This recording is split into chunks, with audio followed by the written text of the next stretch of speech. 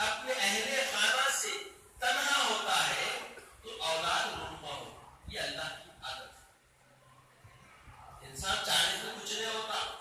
کتنے لوگ دعا کرنے بیٹھے ہوئے خطیب صاحب دعا کرو نیے اولاد ہوتے ہے نا. اور یہ اللہ کی عادت ہے کہ اللہ کیا کرتا ہے مرد اور عورت کے آپسی محبت سے ان کو نعمت اولاد سرفراز کرتا ہے. یہ اللہ کی عادت ہے. اللہ کی قدرت کیا ہے؟ بغیر ماں اور بغیر باپ کے آدم کو بنایا. آدم میں دم آیا اور اسی طرح اللہ تبارک و تعالیٰ نے بغیر باپ کے حضرت عیسیٰ کو پیدا فرمایا. جبکہ آدم عقل میں آنے والی چیز جو ہے ان کا والد ہونا چاہیے، مگر رب نے پیدا کیا یہ عقل سے ماں بنا. آدم کو اللہ نے بنایا یہ عقل سے ماں بنا. اس تحقیق میں ہی انسان کیا ہے؟ عاجز ہے. آپ ہم دیکھتے ہیں کہ جانور جب تک کہ نر اور مادہ نہیں ملتے ان سے جانور دوسرا پیدا تولد نہیں ہوتا، کیونکہ یہ تولد کا نظام رب نے بنایا. یہ رب کی عادت ہے. مگر حضرت صالح علیہ السلام کی اونٹنی کو پہاڑ میں سے زندہ نکالا، رونما فرمایا. یہ اللہ کی قدرت ہے. یہ اللہ کی قدرت ہے. پہاڑ میں سے اونٹنی نکلنا عقل مانتی نہیں مانتی عقل نہیں مانتی، مگر خدا کی یہ قدرت ہے کہ خدا پہاڑ میں سے اونٹنی زندہ نکالا. بے موسم پھل کا وجود، بے موسم پھل آنا یہ ممکن ہے؟ بولیے ہرگز ممکن نہیں ہے. ابھی دلوں کے سیتافل لے کے اولاد کہاں سے لاتے؟ مگر حضرت مریم علیہ السلام کے ان کے عبادت خانے میں بے موسم پھل کا دینا یہ اللہ کی قدرت ہے. یہ اللہ کی قدرت ہے. اب موسموں کا آنا موسم کے زمانے میں یہ عادت ہے. بے موسم پھل کا نوازنا یہ خدا کی قدرت ہے. تو اسی لیے اللہ تبارک و تعالیٰ فرمایا کہ بندگان خدا یاد رکھو یہ جو معجزے ہیں یہ معجزے بھی جو ہوتے ہیں یہ معجزے اللہ تعالیٰ اپنے انبیاء کو عطا کرتا ہے. اپنے انبیاء کو اپنی قدرت سے، اپنی عادت سے نہیں، کس سے؟ قدرت سے. اپنی قدرت سے خدا عز و جل اپنے مقربین انبیاء کو کیا کرتا ہے؟ ان کو معجزے دیتا ہے. معجزہ جو ہوتا ہے وہ انسان کی فکر و فہم سے ماورا ہوتا. جو فکر میں آ جائے وہ معجزہ بھائی رابطہ رہا تو سنا ہوتا. کیونکہ ہم ذکر کے لیے بیٹھے، ذکر میں بھائی اور آپ دونوں بھی طالب ہیں اور ہمارا مطلوب ذکر ہے. اور ذکر نبی اصل میں ذکر خدا ہے. اللہ تعالیٰ فرماتا ہے حدیث قدسی میں من ذکرک فقط ذکرنی. اے حبیب جس نے آپ کا تذکرہ کیا گویا اس نے میرا تذکرہ کیا. تو ہم اب رب کا تذکرہ کرتے ہیں، اس کی قدرت کا تذکرہ کرتے ہیں. اللہ کے حبیب کی ذات بھی اللہ کی مخلوق ہے نا، نہیں ہے؟ اسے انکار ہے نا. اس لیے ہم سنی ہے کہ ہم کبھی بھی اللہ کے حبیب کو خدا مانے کبھی نہیں مانے. نہ ہمارے آبا و اجداد مانے نہ ہماری نسل مانے گی.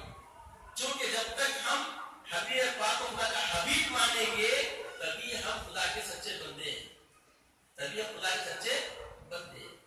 تو اللہ تبارک و تعالیٰ اپنے مقربین بندوں کو دوسرے جو بندے ہیں جو گمراہی کی طرف جا رہے ہیں ان کو نور ہدایت کی طرف لانے کے لیے ان کے زمانے کے اعتبار سے ان کو معجزہ اللہ نے عطا فرمایا.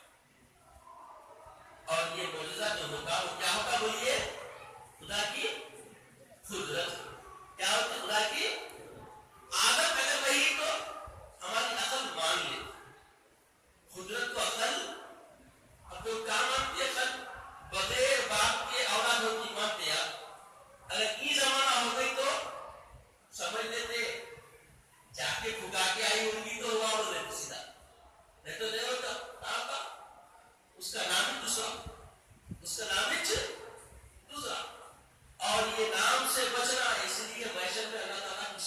باپ کے نام سے نہیں بلائے گا. ہائے ہائے خدا کی قدرت دیکھو کیسی, کیسا پردہ پوشن کا پروردگار, کیسا ستار الوجود ہے.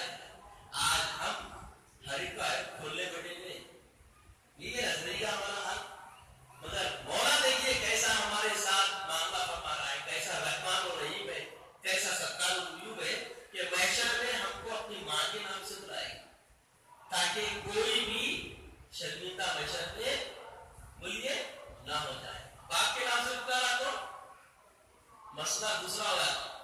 کئی ایسے ہیں جو باپ کا نہیں ہے, معاملہ دوسرا ہے.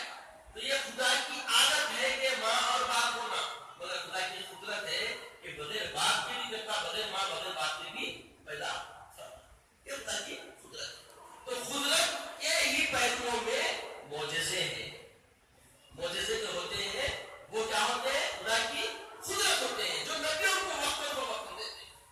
حضرت عیسیٰ علیہ السلام کے زمانے میں حکمت کا بول بڑا تھا. کیا تھا حکمت کا؟ بہت بڑا تھا, اور اتنا بول والا تھا, اتنا بول والا تھا کہ اس وقت کوئی بھی بیماری کی ایسا زور ہوتے کہ اس بیماری کا علاج اتبا نکال دیا. ویسے زمانے میں اللہ تعالیٰ نے اپنی قدرت سے اپنے محبوب بندے حضرت عیسیٰ علیہ السلام کو اللہ تعالیٰ نے ایک ایسا معجزہ دیا کہ وہ مردوں کو زندہ کر دیا. بیماری کا علاج تو عام ہو گیا تھا, یہ انسان کی فکر میں تھا, انسان کی فہم میں آنے والا, انسان کی عقل میں سمانے والا, مگر مردوں کو زندہ کرنا یہ انسان کی فکر و فہم سے باہر ہے. اور یہ معجزہ اللہ نے حضرت عیسیٰ علیہ السلام کو دیا. یہ اللہ کی قدرت اور معجزے موسیٰ عیسیٰ کرتا ہے. اور حضرت عیسیٰ علیہ السلام سارے اتبا کوڑی کا توڑ نہیں نکال سکتے, اور حضرت عیسیٰ ہے کہ بس ہاتھ پھیرتے ہی کوڑی کا بیمار چھپایا ہوتا ہے, کوڑی کا بیمار چھپایا ہوتا ہے. تو سارے اس زمانے کے جتنے بھی اتبا تھے سب نے سر خم کر دیا کہ آپ کچھ اور ہی ہو. جو عقل میں آتے نہ سمجھ میں آتے وہ کام آپ کر جاتے. تو لہذا آپ کوئی معمولی چیز نہیں ہو, بلکہ آپ اللہ کی یقیناً پیغمبر مانیے. کیونکہ اس زمانے میں ساری جو سب سے بڑی پاور رکھنے والی فکر و فہم اور اس وقت کی ایجادات تھی, ان سب پہ برتری اللہ نے حضرت عیسیٰ کو ثبوت فرمایا. یہ قدرت کا جب اظہار ہوا تو سارے کے سارے اپنے آپ کو خود سپرد کر دیے, سرنڈر کر دیے, بولے مان لیے کہ آپ اللہ کے پیغمبر ہیں. اسی طرح جب حضرت موسیٰ علیہ السلام کا دور آیا تو ہر طرف جادو کا دور تھا, اور جادو بامروج پر تھا. فرعون نے دعوت دی, آؤ, فرعون نے دعوت دی آؤ اور موسیٰ سے مقابلہ کرو. بڑے بڑے جادوگروں کو بلایا, قرآن میں تذکرہ ہے, سارے جادوگر آ گئے اور آ کر اپنے اپنے جادو سے بڑے بڑے رسے پھینکتے گئے. قسم قسم کے سانپ, قسم قسم کے جو سانپ بن کے عجیب عجیب حرکتیں کرنے لگے. اللہ نے حکم دیا کہ موسیٰ اپنا عصا پھینکو, اور معاملی حضرت موسیٰ کے عصا کو جب پھینکا گیا تو وہ اتنا بڑا اسدہ بن گیا کہ سارے جادوگروں کے سارے جتنے سانپ سب کو نگل گئے. جادو جو تھا وہ فکر و فہم میں سمجھ میں آ رہا تھا, مگر جادو کوئی ہضم کر جائے یہ قدرت تھی.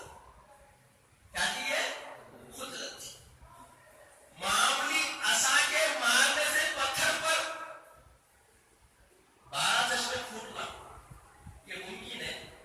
ذرا مارو دیکھیں کتنے پتھر پھوٹتے, پتھر پھوٹتے مگر پانی کرتے نہیں نکلتا. مگر حضرت موسیٰ نے جب مارا تو 12 چشمے پھوٹ نکلے. یہ اللہ کی قدرت ہے. یعنی قدرت کے جو بھی معاملے ہیں, جتنے معجزے ہیں, معجزہ جو